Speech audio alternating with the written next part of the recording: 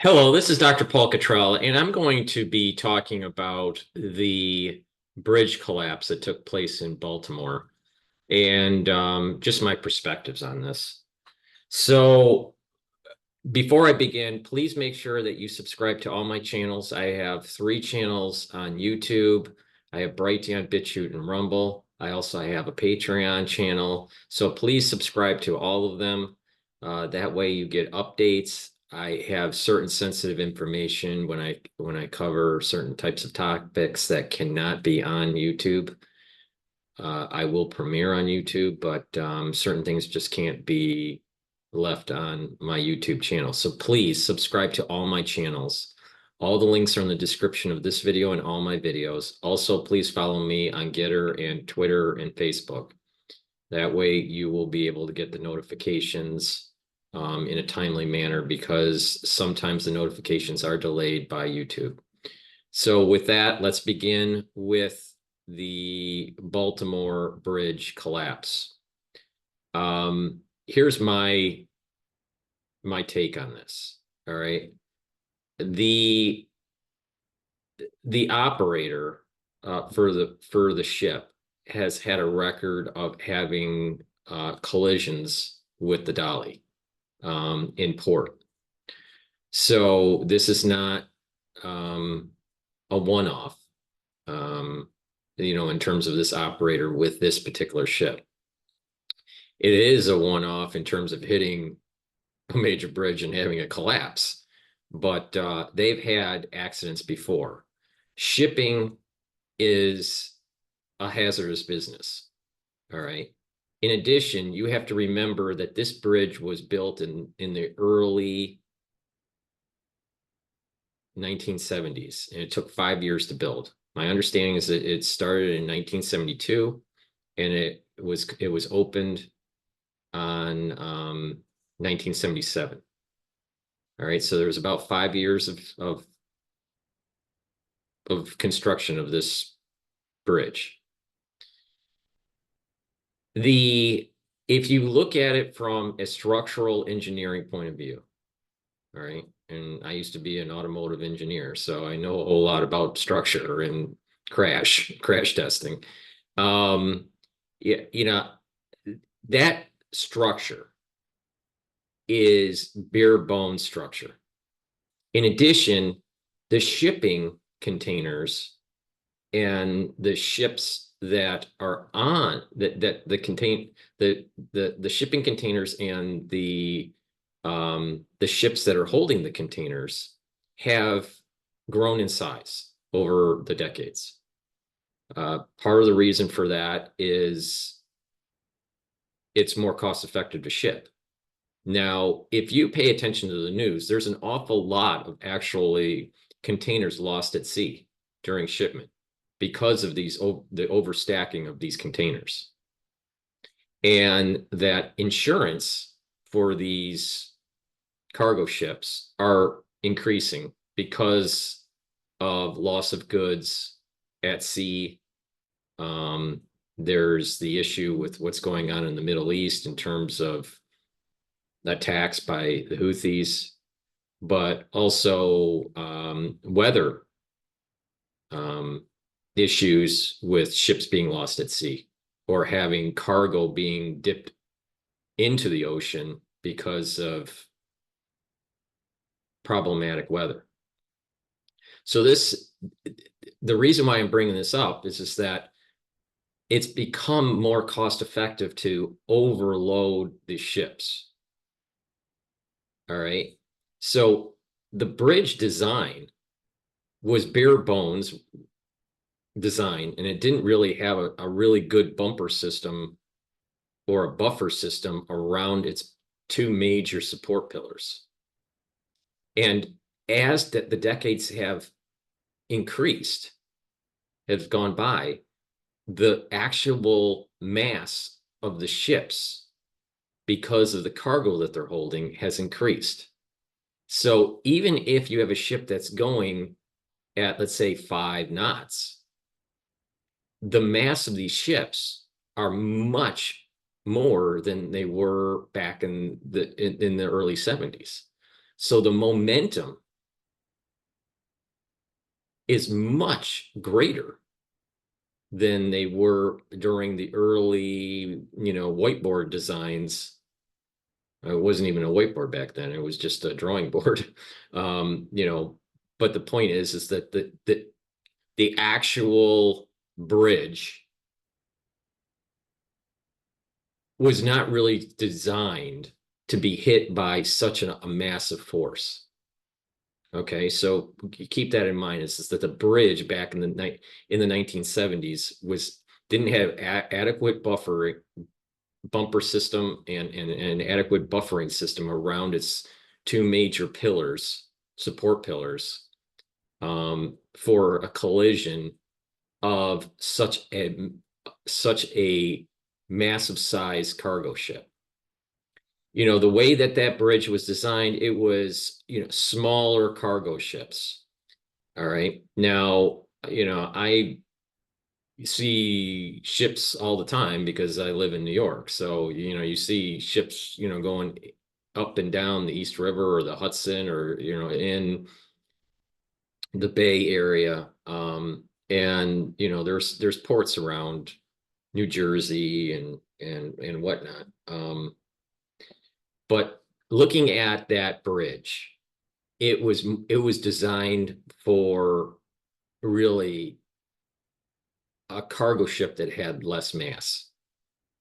Now, let's get into the details of the the ship. But before we go into the details, let's just make another point. There just was, they probably had cost cutting at that time for this bridge. And it didn't have I wouldn't say that it had an adequate redundancy around its pillars, around the pillar at the water level, but also you can see that there's a fulcrum point up at the top of the pillar. So if there was a collision and something happened to the actual roadside part of the bridge, then the weight could easily rotate around that fulcrum.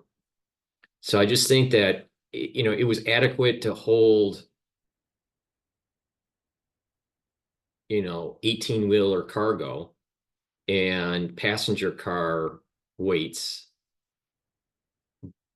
and high enough to let cargo ships to go underneath the bridge, but there just wasn't adequate robustness around the fulcrum and a safety feature around the pillars, for a bumper system, especially when you're talking about the momentums that we're dealing with these new these more modern cargo ships.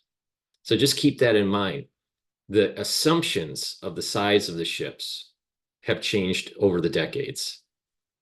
The amount of trade that is going in and out of these ports have increased. So the more trade you have and the larger the ships that are carrying this cargo, or they're carrying more cargo, heavier cargo, it gets to the point where you're increasing the probability of a black swan. Right. And we've been hearing these terms, black swan, in the news recently. Well, black swans do happen, especially when you have, higher probabilities of something happening because you have more trade and you have larger momentum with these ships, on top of probably the inadequacy of safety features with that bridge, probably because of cost cutting. If you look at bridges that were being designed in the 70s, maybe even in the 80s, it was more stripped down, comparing it to, let's say, the robustness of the pillar system on the Brooklyn Bridge, which was designed in the late 1800s. So that you can see that there's a much difference in robustness of the pillar structure, the major support structures. So that's one thing. So I think that there was too parsimonious of a design for cost cutting. And then you add into the probability of a potential accident happening because of the larger mass ships, holding their cargo, and the increased trade with the ports.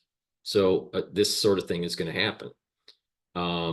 Now, the reports are, now let's get to the details of the reports. The reports are is that they lost power to the ability to steer. Now, there's a current that's going down these rivers. All right, even when you have a large ship, these currents are pretty powerful. And so there's a lot of people that are putting in their 2 cents, and they probably never steered even a little dinghy, So most people have not steered a large ship, right? But the point here is that there's this momentum of the ship, the loss of the steering, and the current. All right. These are all very, very large forces.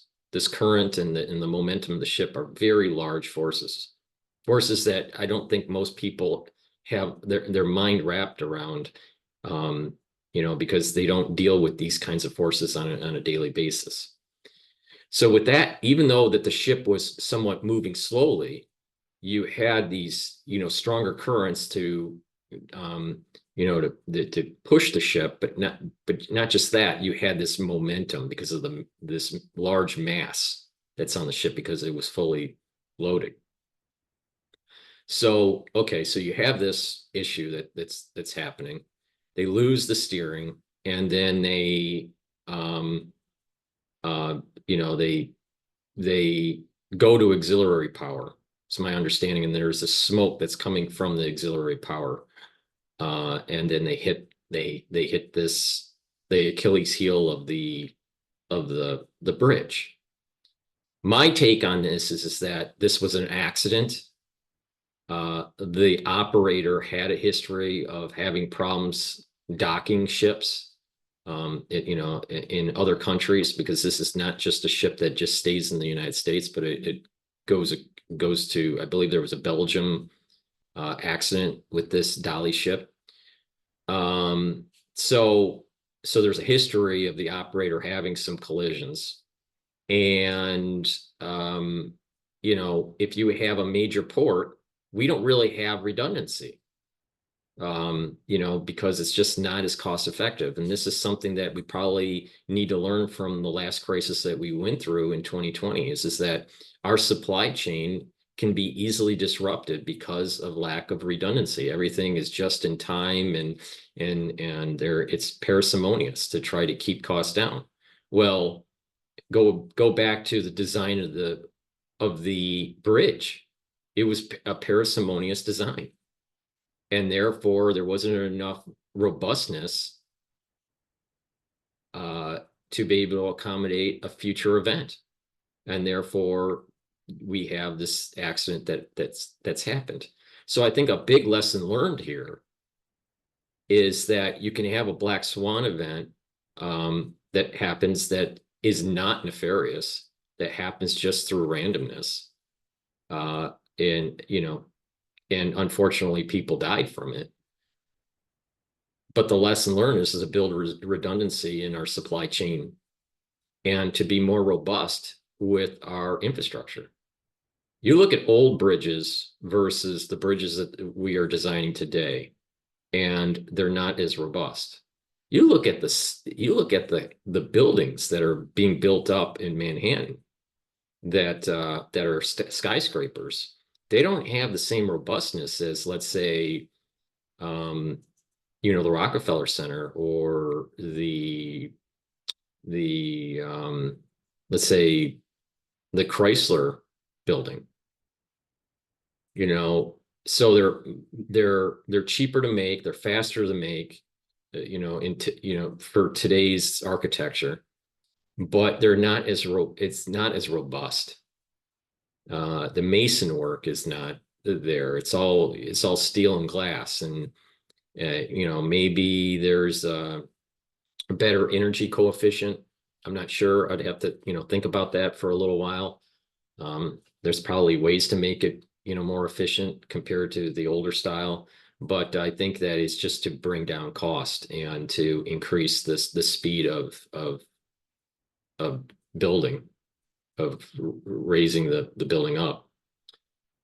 But that's one big lesson learned is that we need some sort of redundancy and more robustness in the structures we build and in the systems, these supply chain management systems that we have developed across the world. I think that's a big lesson learned here. So, I see this as not some sort of nefarious thing that took place, but just, we literally have 5 decades difference between the design of that bridge and, modern commerce. And we have an age, and on top of it, we also have an aging infrastructure in the United States because of poor funding and planning for the future. These are more important to really focus on than some sort of conspiracy theory on that it was some sort of it was done on purpose. It's an important port, and important ports have a lot of activity. Well, if you have a lot of activity, you probably are going to have a higher probability of an incident. So that would help explain that. Now, these sorts of things happen, especially when there's not redundancy. And I think if someone took and analyzed the actual currents of that river, you'll kind of realize that when you're getting underneath those bridges, that there's a turbulence that kind of sucks. There's a turbulence, and I think that it kind of sucks things towards the pillar.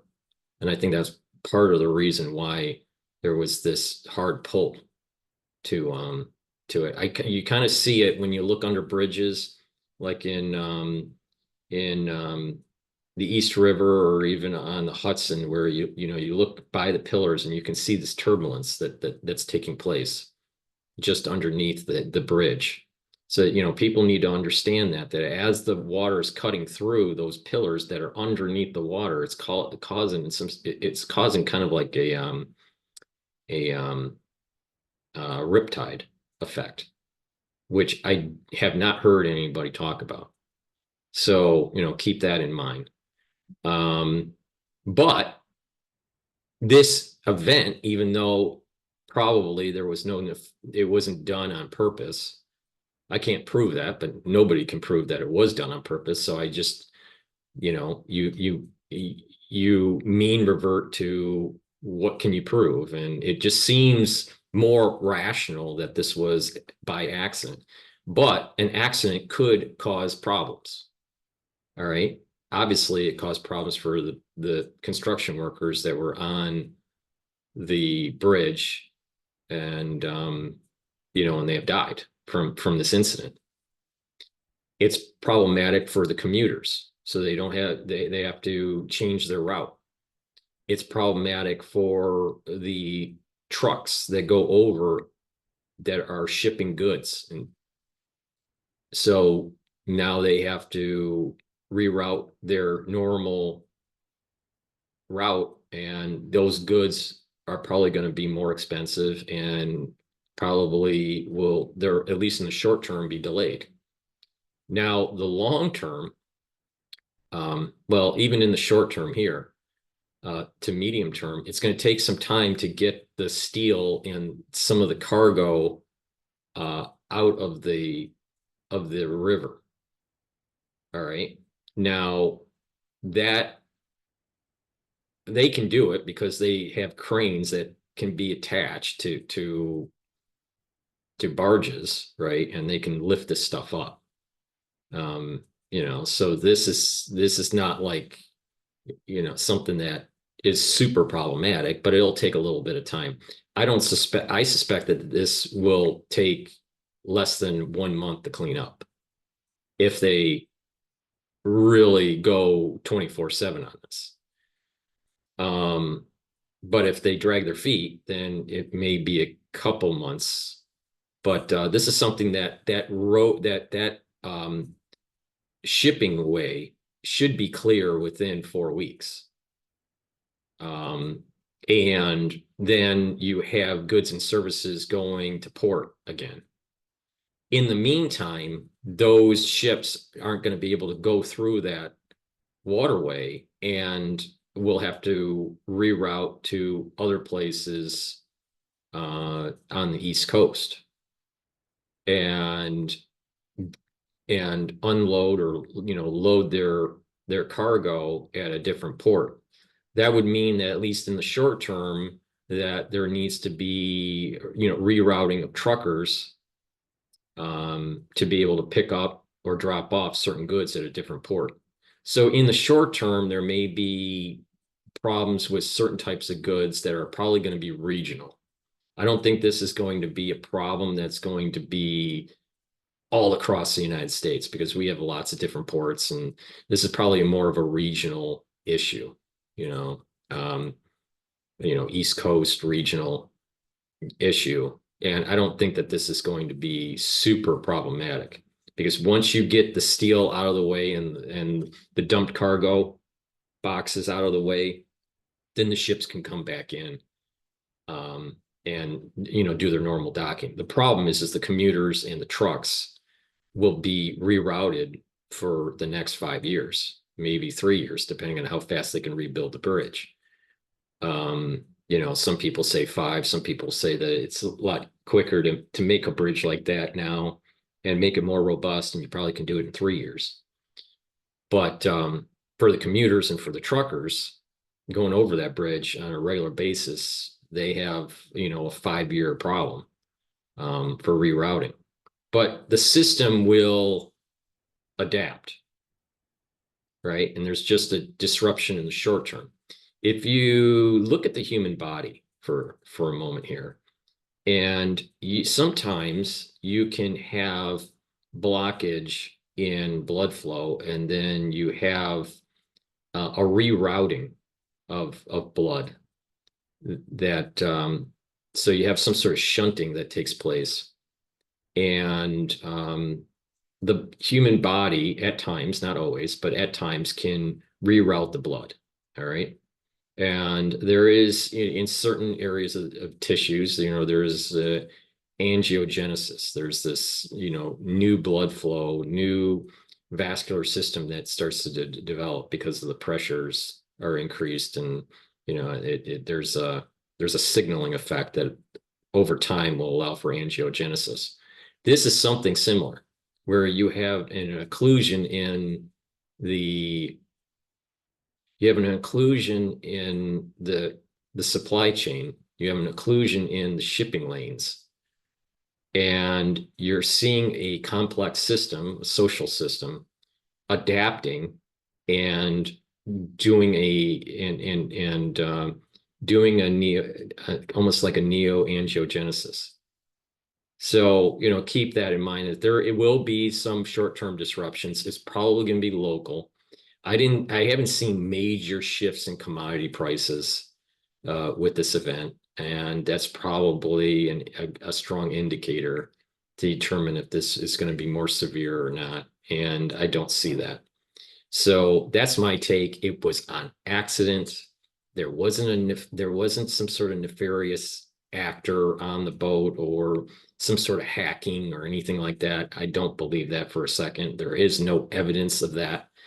And people need to, just spend some time underneath watch a bridge, especially where there is some serious current that's going on, and a lot of activity going up and down the river system.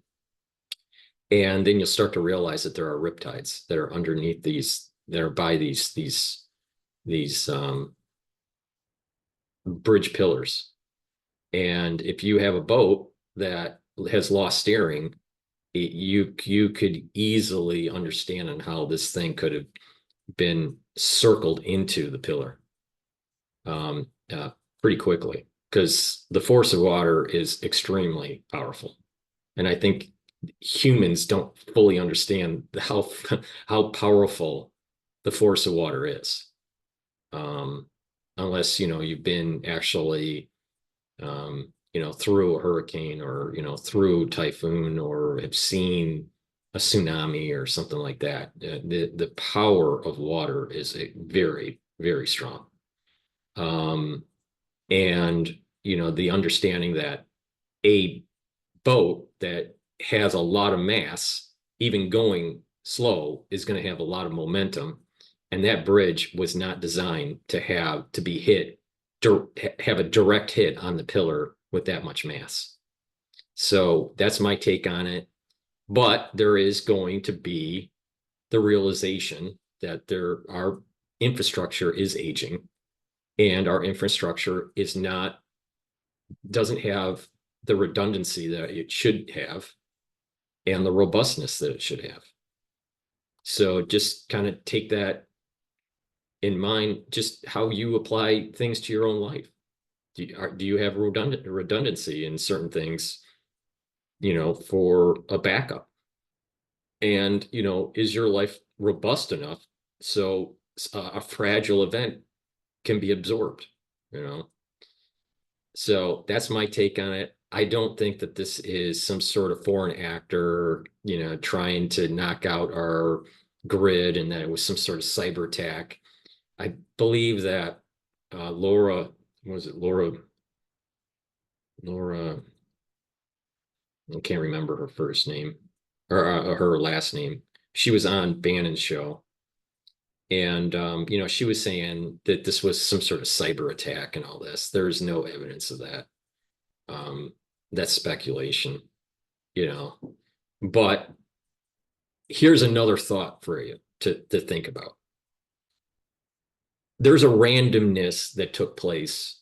The way I think this happened is this was a black swan random event that could have ramifications economically in the short term, and could have some ramifications in terms of funding infrastructure in the long term in the United States. Uh,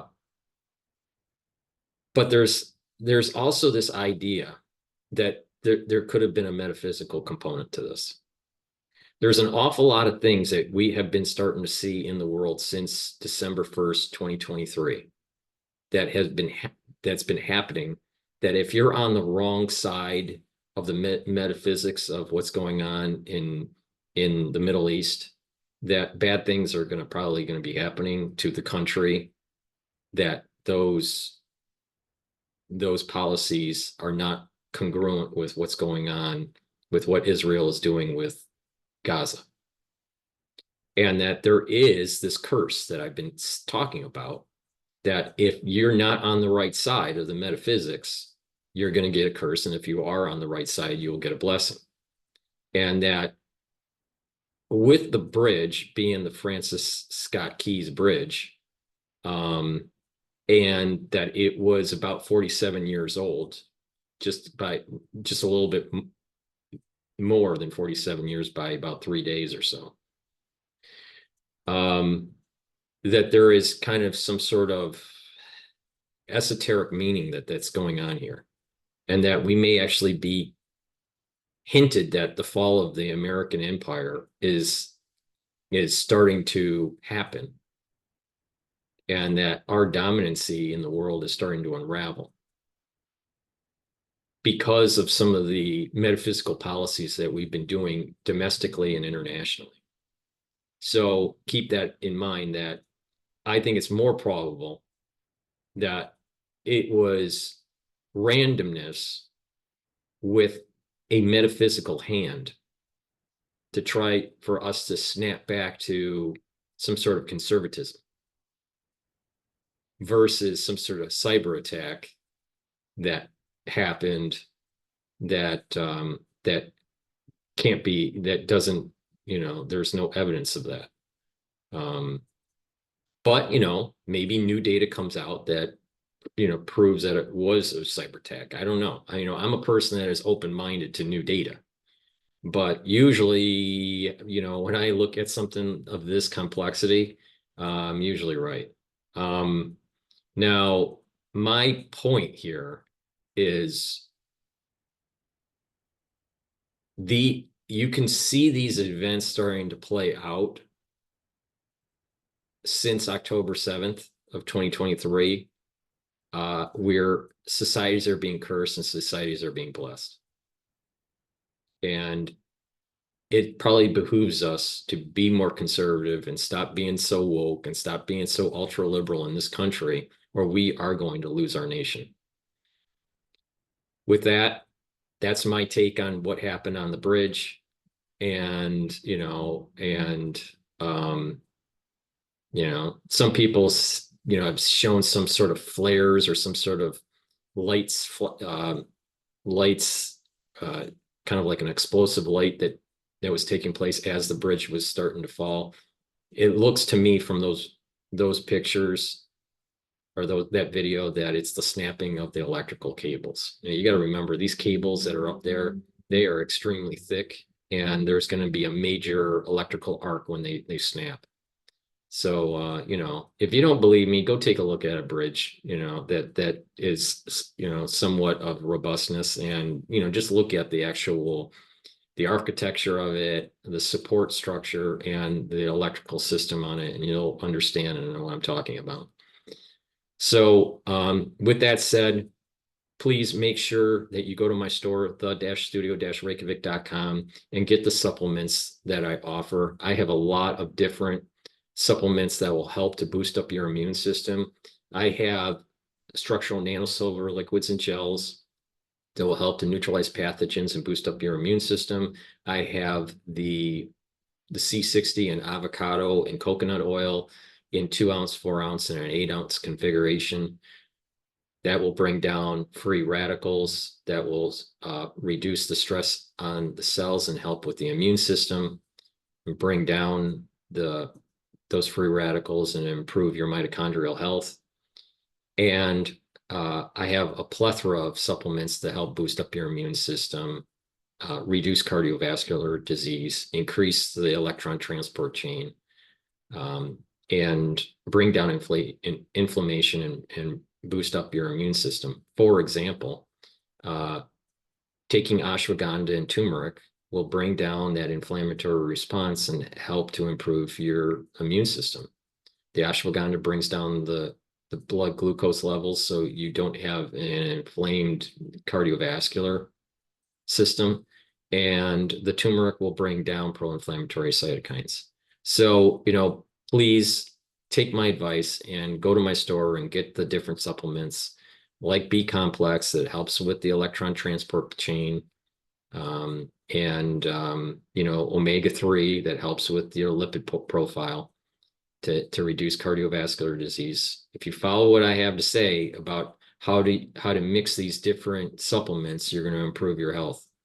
And you're helping to support my work to be able to give you a different perspective. Like Alex Jones, it's the end of the world when this bridge is collapsing, and it's going to be some sort of major event, and it's not. This is actually an accident. What is the major event, Alex, is that the American public are too ultra liberal, and that we're going to lose our country because there is going to be a curse on the country, because we are losing the foundations of what made this country great, and that is self-determination and the rule of the rule of law through the Constitution. That is where the ball is, not a riptide that pushed, that helped guide the boat into the pillar. So thank you for listening, and please have a nice day.